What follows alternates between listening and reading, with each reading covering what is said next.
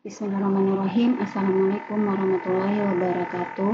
Di video ini akan dijelaskan tentang salah satu metode untuk menyelesaikan program linear yang disebut dengan metode transportasi. Jadi, metode transportasi merupakan suatu metode yang digunakan untuk mengatur distribusi dari sumber-sumber, artinya banyak sumber ya. Sumber yang menyediakan produk yang sama ke tempat-tempat yang membutuhkan secara optimal dengan biaya yang paling murah. Jadi di sini bagaimana kita mengatur pengiriman atau distribusi suatu barang di mana sumbernya ada banyak. Jadi di sini tuliskan sumber-sumber, artinya jamak ya. Sumbernya ada banyak, kemudian di tempat-tempat. Jadi tujuan pengirimannya itu banyak, di mana kita ingin mencari biaya yang paling murah. Ya, jadi di sini ada kata optimal. Yang optimalnya di sini adalah untuk mencari biaya yang paling murah. Nah, jadi kita bagaimana mengalokasikan produk ini harus diatur sedemikian rupa karena terdapat perbedaan biaya-biaya alokasi dari satu sumber ataupun ke beberapa sumber ke tempat tujuan yang berbeda. Jadi mungkin lokasinya berbeda, kemudian sumber-sumber lokasi di setiap sumbernya berbeda, kemudian tujuannya juga berbeda-beda sehingga biaya masing-masing berbeda. Jadi bagaimana kita atur supaya nanti akan menghasilkan total biaya yang paling murah. Persoalan transportasi bisa digambarkan seperti ini. Misalnya bisa dilihat di tabel ini. Jadi misalnya dalam suatu perusahaan memiliki beberapa tempat sumber produksi. Anggaplah misalnya sumber pertama 2 sampai dengan M. Nah, di setiap sumber ini mereka menghasilkan beberapa produk. Misalnya sumber pertama, anggaplah kita tulis S1, menghasilkan sebanyak S1 produk.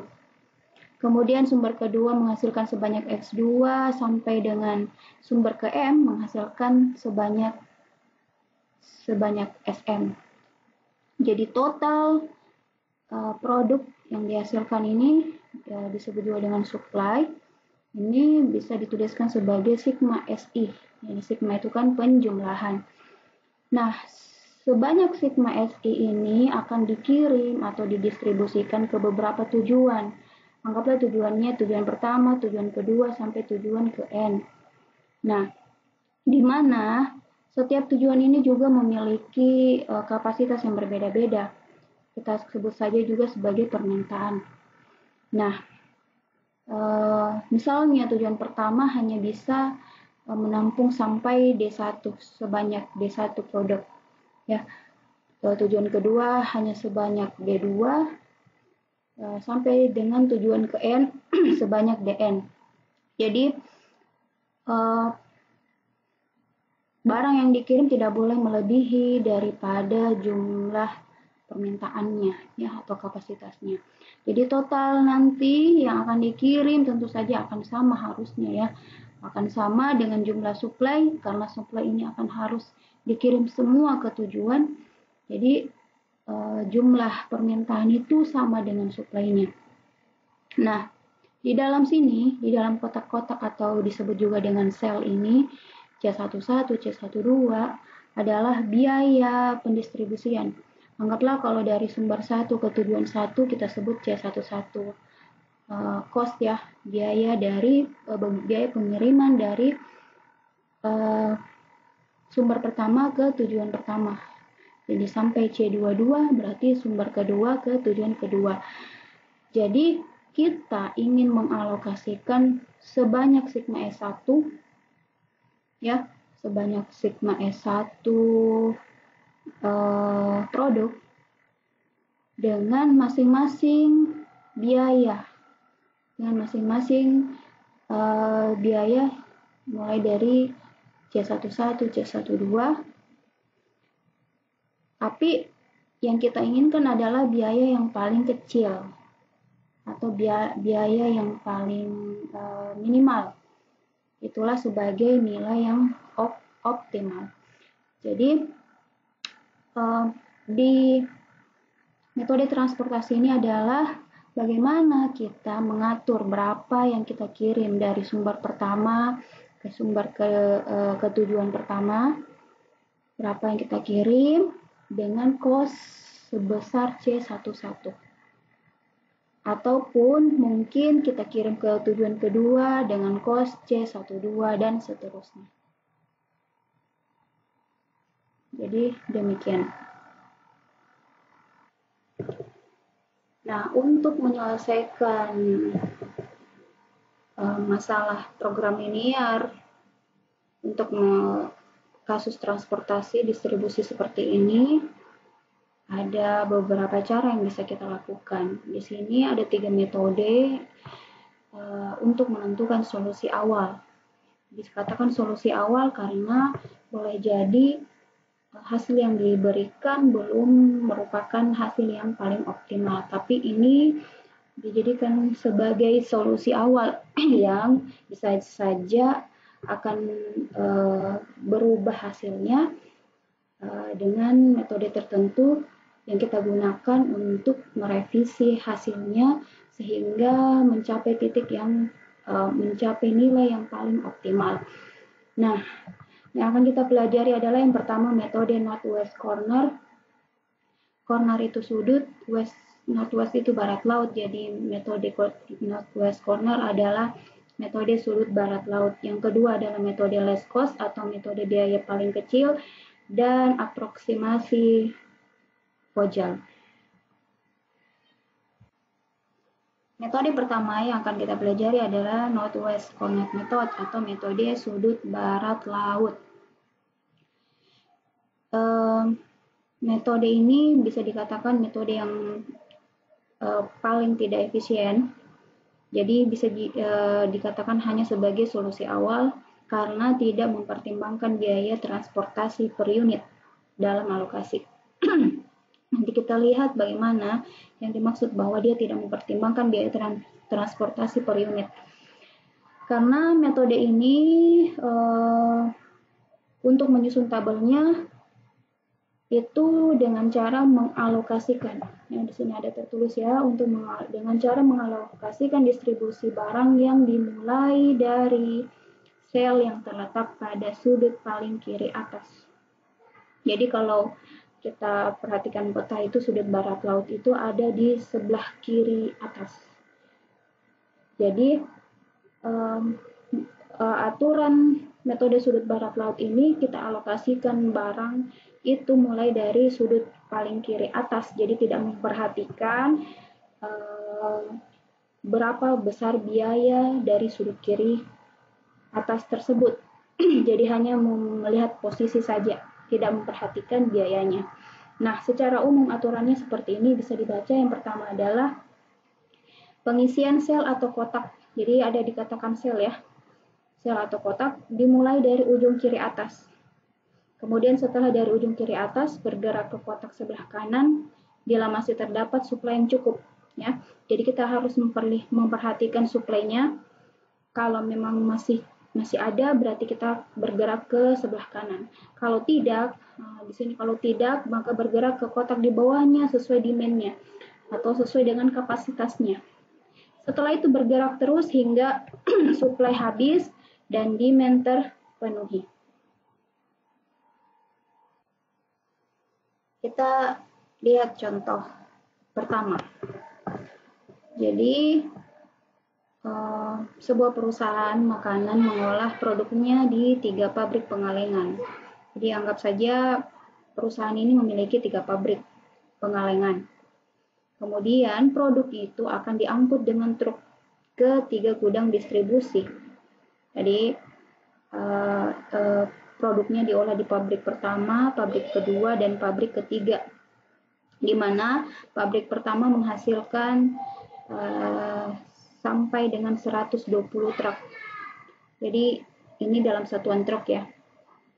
Pabrik kedua 80, pabrik ketiga 80. Nah, akan dikirim ke 3 gudangnya. Ya.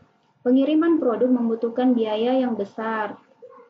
Sehingga pimpinan perusahaan merencanakan pengurangan biaya ini sebanyak mungkin. Nah, pengurangan biaya dilakukan dengan menentukan jumlah produk yang dikirim dari masing-masing pabrik ke masing-masing gudang. Nah, untuk musim yang akan datang, dibuat estimasi mengenai kapasitas atau suplai dari masing-masing pabrik pengalengan dan permintaan di setiap gudang distribusi. Nah, informasi ini dalam satuan angkutan truk ya. Jadi, dalam satuan angkutan truk. Jadi, pabrik 1 menghasilkan 120 truk. Nah, kita asumsikan bahwa setiap truk itu jumlah produknya sama. Nah, bersama dengan biaya pengiriman pengangkutan truk. Jadi, dari pabrik 1 ke gudang 1 biayanya 8. Ya, untuk satu truk biayanya 8 dalam satuan Rp100.000. Jadi di dalam sel ini adalah biaya. Dari pabrik 1 ke gudang 1 8, pabrik 1 ke gudang 25, pabrik 1 ke gudang 36. Nah, di sini ada demand atau kapasitas gudangnya. Gudang 1 hanya bisa menampung sampai 150, gudang 2 70, dan gudang ketiga 60. Nah, jadi masalahnya adalah berapa yang akan kita kirim ke gudang pertama. Kita ingin mengirim 120 ini ke gudang 1 ataukah gudang 2 ataukah gudang 3, tapi dengan biaya yang paling minimal. Karena masing-masing tujuan ini memiliki biaya yang berbeda-beda. Jadi kita mau mencari biaya yang paling minimal. Misalnya 120 ini kita mau kirim kemana? Ya, anggaplah 120 kita kirim semuanya ke gudang pertama. Kalau kita kirim ke gudang pertama 120 truk. Ya, kalau satu truk itu kan membutuhkan 8 biaya. Jadi kalau ada sebanyak 120 yang kita kirim, ya saya tulis di sini.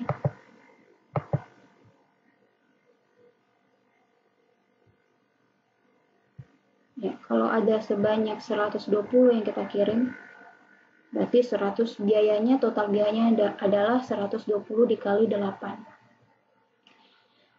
Nah, yang harus kita perhatikan juga bahwa kalau yang dikirim 120, berarti di gudang pertama masih bisa menampung sampai 30. Ya kan? Seperti itu. Jadi kita harus memilih, kita harus mempertimbangkan berapa suplainya dan berapa kapasitas gudangnya atau demand-nya ya, permintaannya berapa. Nah, anggaplah kalau misalnya kita kirim 120 ini ke gudang kedua, kita masukkan 120 ke gudang kedua, maka ini tidak boleh karena kapasitas gudang hanya 70. Jadi kita akan mengambil nilai yang paling kecil, misalnya 70 di sini. Ya. 70. Sehingga memuat gudang untuk memuat kapasitas untuk gudang kedua. Jadi kalau misalnya kita kirim ke gudang 270 berarti masih ada 50 yang belum kita kirim atau didistribusikan. Nah, kita ingin menyelesaikannya sebenarnya ya, berapa yang kita kirim ke gudang pertama, ke gudang 2 dan seterusnya sehingga 280 produk ini akan terdistribusi. Nah, kita akan menggunakan metode northwest corner atau metode sudut barat laut. Jadi ini tadi tabel jumlah supply dan demand dan juga biaya pengantaran atau distribusi.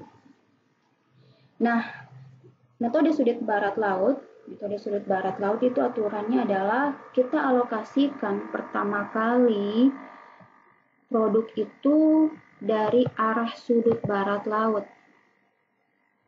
Dari arah sudut barat laut atau ada di sudut kiri atas. Sudut kiri atas itu di sini. Jadi Berarti kita fokusnya di pabrik pertama, di mana pabrik pertama ini suplainya adalah 120. Dia menghasilkan 120 truk produk. Kita tulis saja 120 ya. Jadi di sini maksudnya adalah satuannya adalah truk. Nah, sebanyak 120 kita alokasikan pertama kali di gudang pertama, sudut barat laut atau sudut kiri atas. Nah, yang kita pilih adalah tentu saja yang paling kecil, ya, antara 120 dan 150 ya. Jadi sudut barat laut berarti kita fokusnya di gudang pertama juga. Tapi di gudang pertama kapasitasnya 150, sedangkan yang akan dikirim adalah 120, berarti masih bisa. Jadi kita alokasikan sebanyak 120. Jadi semuanya ini kita alokasikan. Jangan setengahnya saja, tapi semua disuplai harus dialokasikan. Karena masih bisa juga muat di gudang pertama karena kapasitasnya 150. Jadi kalau kita sudah kirim ke gudang pertama, artinya suplainya di pabrik pertama sudah habis. Nah, untuk metode barat laut, kalau belum habis kita ke kanan, ke sel yang kanan di sini. Tapi karena di sini sudah habis, berarti kita turun ke bawah. Kita turun ke bawah di sini. Pabrik kedua berarti. Nah, di pabrik kedua, jadi di sini sisa 30 ya. Karena sudah memuat 120, berarti di sini sisa 30. Nah, sekarang kita turun ke bawah lagi. Bukan ke kanan ya, karena sudah habis di suplainya. Suplai pertama. Sekarang kita turun ke bawah. Nah, kita mau alokasikan semuanya juga. Pabrik kedua ini suplainya 80. Jadi kita pilih minimum 80 dan 30. Yaitu 30. Karena tidak mungkin kita masukkan 80 ke sini. Karena kapasitasnya sisa 30. Jadi kita ambil yang paling minimum yaitu 30. Jadi karena kita sudah mengirimkan 30 ke gudang pertama, berarti di sini sisa 50 yang belum dikirim. Ya, 50 yang belum dikirim, artinya juga bahwa di gudang pertama sudah penuh. Tidak bisa lagi kita mengirim, memasukkan ke gudang pertama. Nah, sekarang kalau metode sudut barat laut, kalau masih ada sisanya disuplai, maka kita ke kanan lagi. Ya. Nah, sekarang kita fokus berarti di gudang kedua yang menampung 70 dan suplainya 50. Kita ambil yang paling minimal yaitu 50. 50 lah kita masukkan ke gudang kedua. Jadi semuanya ini harus kita alokasikan. Jangan cuma setengahnya saja, misalnya 25. Jadi kita masukkan 50. Artinya, kalau kita kirim 50 berarti sudah habis di pabrik kedua. Dan dikirim ke gudang kedua, yang kapasitasnya 70 berarti di gudang 2 masih bisa menampung 20. Pabrik kedua sudah habis, berarti kita ke pabrik ketiga, di mana suplainya 80. Berapa yang kita kirim? Tidak mungkin 80 kita kirim semuanya ya, karena kapasitas gudang sisa 20. Berarti kita masukkan 20 di sini. Kita ambil yang minimal. Jadi di sini sudah penuh, artinya di sini bersisa 60. 60. Jadi kalau bersisa seperti ini, berarti kita fokus ke sini lagi. Di gudang 2 juga sudah penuh, berarti tinggal ke gudang ketiga. Sisanya 60. Nah, kita masukkan sini. Karena kapasitas gudang juga 60. Jadi total supply-nya dan kapasitasnya itu haruslah sama. supaya seimbang. Jadi solusinya yang mana? Inilah solusinya. Biayanya kan 8, untuk satu truk itu 8. Berarti kalau ada 120 produk, 120 berarti 120 dikali 8. Inilah biayanya untuk 120. Kalau di sini kan nggak ada, berarti 0 dikali 5. Di sini ke gudang 3 nggak ada juga, tidak ada, berarti 0 kali 6. Ditambah, di sini dikirim 30, biayanya 15, berarti 30 dikali 15. Ditambah lagi 50 dikali 10, 50 kali 10. Ditambah di sini kosong ya, tidak ada yang dikirim, berarti dikali 0 kali 12. Di sini tidak ada, berarti 0 dikali 3. Di sini 20 kali 9, ya.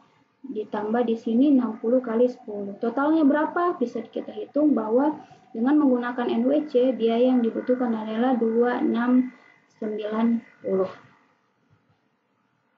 Jadi, metode sudut barat laut ini tidak memperhatikan biayanya. Jadi, hanya fokus pada sudut barat laut atau sudut kiri atas.